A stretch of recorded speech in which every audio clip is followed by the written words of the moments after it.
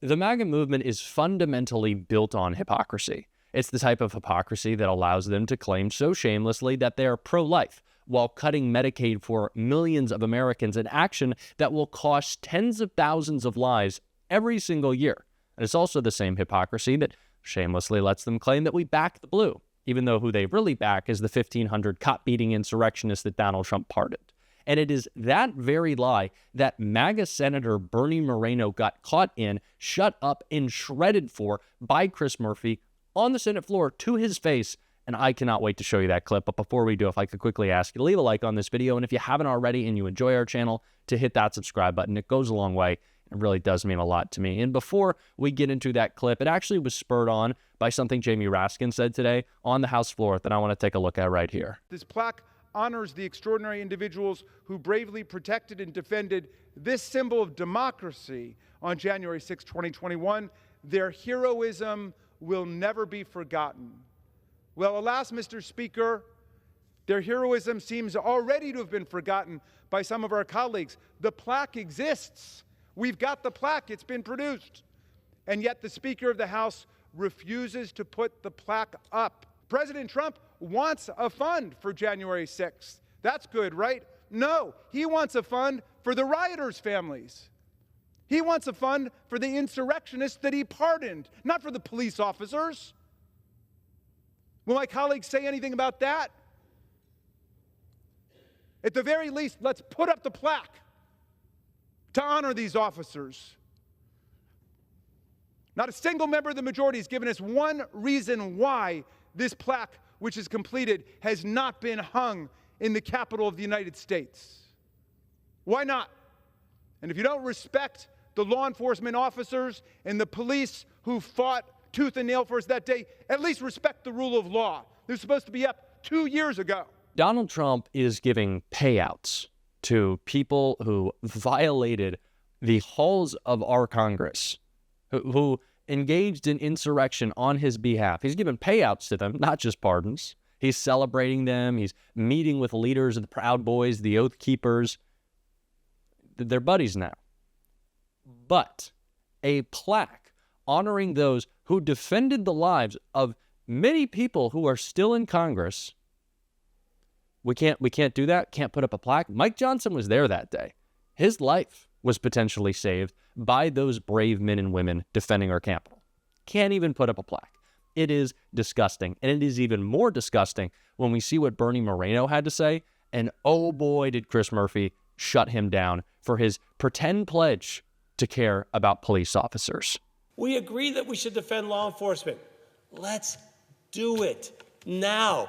Not next week, not next month, because between now and then, we're going to lose more Larry Hendersons. I find that unacceptable.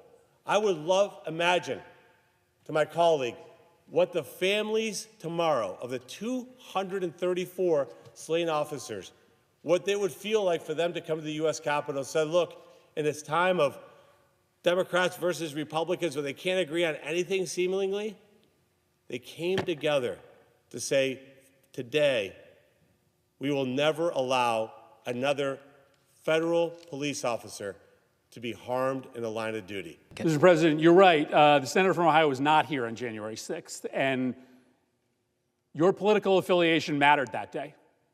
It mattered that day.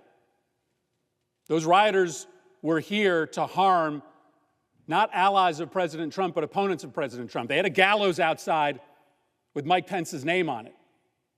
They were searching the halls of the Capitol for people who opposed Donald Trump's agenda. So I agree with you that it would be wonderful and lovely to remove this debate from politics. But on that day, there were bad people here seeking to do violence based upon the political affiliations of people in this building. And the reason that they were pardoned was because President Trump supported the violence so long it was in his name. So yes, it does matter what happened, not just on that day, but when Trump issued the pardons, because it provides this message of endorsement to violence so long as it's violence that Donald Trump supports. That puts officers in jeopardy all over the country. If the potential perpetrators of violence against police officers have an idea in their head that if they're doing it in support of Donald Trump, they have a pretty good chance to get away with it. I don't think anyone who assaults a police officer should get out of jail early. And so let me put the question to you. Maybe we can find common ground right now. I recited to you the violence that was perpetrated on police officers here by 3 specific rioters. Do you support Donald Trump's decision to let those 3 individuals out of jail early? I think it'd be important for you as a Republican member to say that you oppose Donald Trump's decision to let those perpetrators out of jail early. And we could have common cause today in that we both oppose all early releases of individuals who attack police officers. So do you agree with me that it was wrong to release those 3 individuals early from prison? As my colleague knows, again, better than I do, the President of the United States is given a constitutional authority for pardon. Regardless of whether he has that power, do you agree with his decision? And there's no mechanism in which this body can change that. But what we can change is what happens from here forward. But let me explain to the gentleman why I objected. I abhor attacks on police officers, all police officers, and no matter the motive. But that is not the position of Republicans in the Senate. On the day that President Trump was sworn into office, he pardoned scores of violent felons who beat police officers, and my Republican colleagues, almost to a member, cheered him on and supported him. Donald Trump pardoned David Dempsey, who on January 6th beat Capitol and D.C. police officers with his hands, feet, flagpoles, crutches, broken pieces of furniture, anything else that he could find that could be used as a weapon. He teamed up with another rioter who pulled back one police officer's gas mask while Dempsey sprayed pepper spray in his eyes. He hit another police officer over the head with a metal crutch with so much force that it cracked the protective shield of the officer's gas mask, causing him to collapse as his ears started ringing. Donald Trump also pardoned DJ Rodriguez. On January 6, Rodriguez pushed through the crowds, found a police officer, and put a taser to his head. When the police officer screamed out in pain and recoiled from the shock, Rodriguez attacked him again, tasering him this time in the neck. The officer was done. He collapsed unconscious. Another officer pulled his lifeless body to safety. That attack ended that officer's career. Thomas Webster was pardoned by Donald Trump, too. Webster attacked police officers with a flagpole. He tackled one officer to the ground, dragged him by the helmet, ripped off his gas mask to allow tear gas to seep inside, and held the officer down so that other rioters could brutally kick him.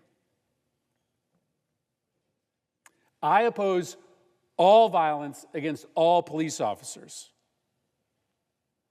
So I don't understand why there seems to be an exemption for the violence that was perpetrated against the officers who protect us.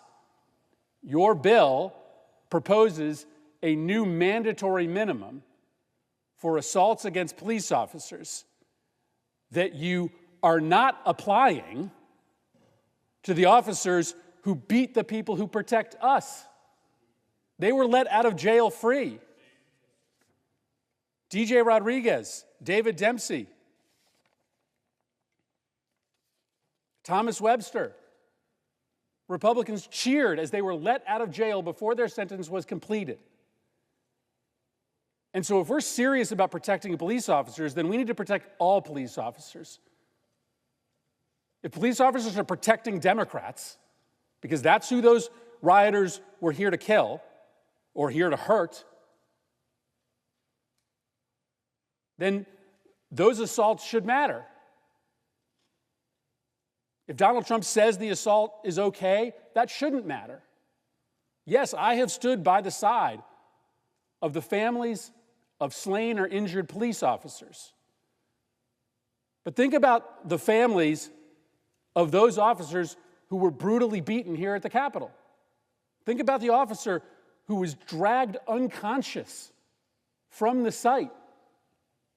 His attacker was let out of jail, no mandatory minimum.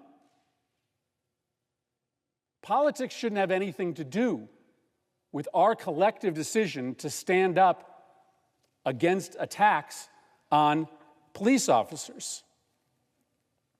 So I offer this objection because I just don't feel like this bill is on the level until we have agreement in this chamber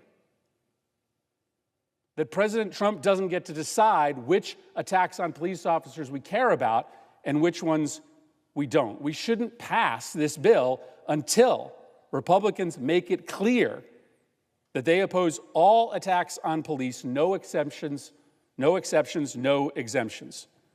Republicans need to loudly oppose President Trump's pardons, because if you don't, you are sending a message that if you are carrying out attacks on police officers in the name of President Trump's political agenda, or you are carrying out attacks on police officers who are defending Democrats, that those attacks might end up being pardoned or excused. And our nation just fades away. What makes our nation great fades away if violence is okay if it's in service of a particular political agenda, or if the attacks are in service of the president. So I do take attacks against our police officers seriously. But I don't think we should move forward legislation that implicitly has exemptions in it. And so let's get on the same page. Let's come to a collective decision as a body that we care about all violence against police officers. Let's hear every member of this body condemn President Trump's pardons. Let's come to the conclusion that politics should never play a role in enforcing our laws against police violence. And I think that my Republican colleagues will rue the day that they look the other way when Donald Trump said that it is okay to beat police officers over the head with flagpoles, to taser them to the point that they were unconscious, just because you are serving President Trump's political agenda. That's not a side issue. That's not a fringe issue. That issue of endorsement of political violence, it may be central to the question of whether this democracy survives. So I know we have a pending vote and our colleagues are eager to get home. I look forward to continuing a conversation with my colleague. What a great job by Senator Murphy. A refusal to listen to that BS from MAGA. I applaud him. That is the type of call out we need.